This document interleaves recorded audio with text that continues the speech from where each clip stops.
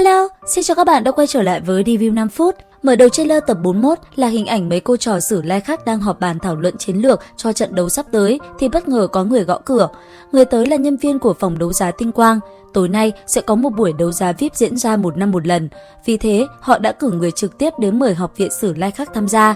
Dĩ nhiên, cơ hội hiếm có như vậy thì đám người đới thực hành sẽ không bỏ qua. Lần trước chỉ là đấu giá hồn đạo khi mà bọn họ đã được mở mang tầm mắt như vậy. Mà hôm nay quy mô được mở rộng, chắc chắn sẽ có nhiều cái hay để xem. Rất nhanh, dưới sự hướng dẫn tận tình của nhân viên phòng đấu giá, Chu Y và đám nhóc đã được dẫn đến một căn phòng riêng.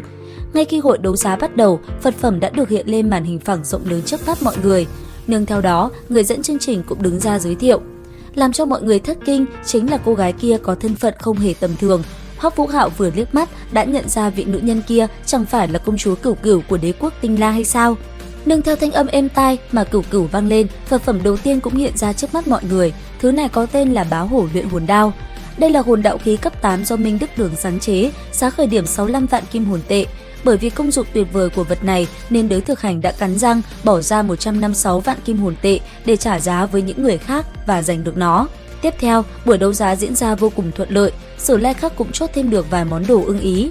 Cho đến khi vật gần áp chót được công chiếu trên màn hình thì bất kể là Lăng Lạc Thần, Hoắc Vũ Hạo hay là học viên bên phía Học viện Nhật Nguyệt Hoàng gia đều muốn sở hữu.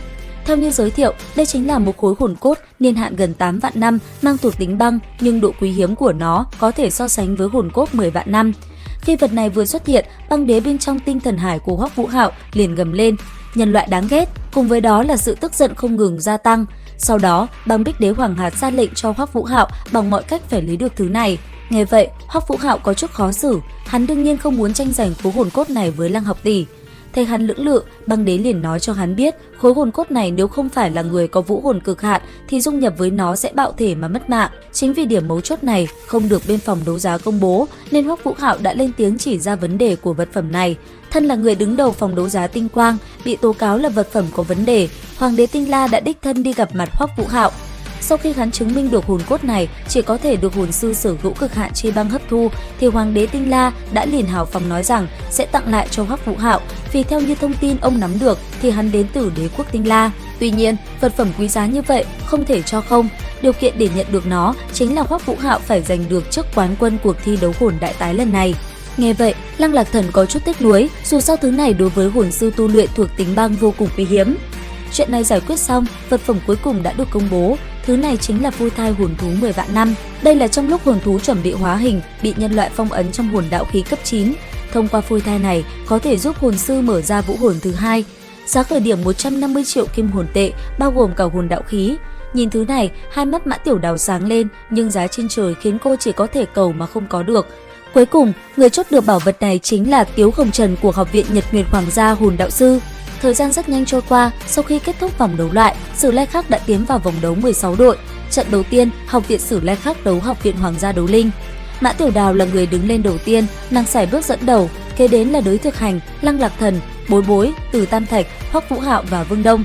Phía đối diện, 5 hồn vương và 2 hồn tôn của chiến đội đấu linh cũng ra sân. Đội trưởng của bọn họ là Cô Trúc Kiếm, hắn là chiến hồn vương hệ cường công cấp 57 vô cùng mạnh mẽ. Trong chiến đấu, vũ hồn tử Hoàng Trúc của vị đội trưởng này đã nhiều lần khiến Sử Lai Khắc rơi vào thế bị động. Trước khi trận đấu diễn ra, Chu Y đã sắp xếp đội hình và chiến lược một cách hoàn hảo để cả đội vừa có thể chiến thắng lại vừa che giấu được thực lực tổng thể.